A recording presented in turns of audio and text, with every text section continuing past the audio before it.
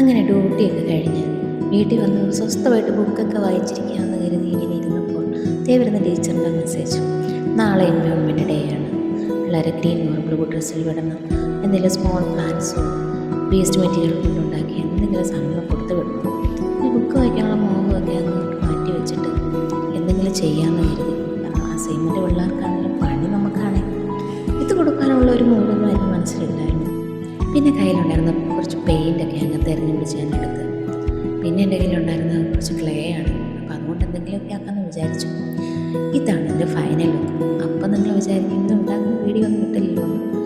ഇതിങ്ങനെ തന്നെ എൻ്റെ കയ്യിലെത്തുമ്പോൾ എനിക്ക് തന്നെ യാതൊരു ഐഡിയ ഇല്ലായിരുന്നു കേട്ടോ. ഇത്ര പെർഫെക്റ്റ് ഒന്നും ആയില്ലെന്ന് പറഞ്ഞാലും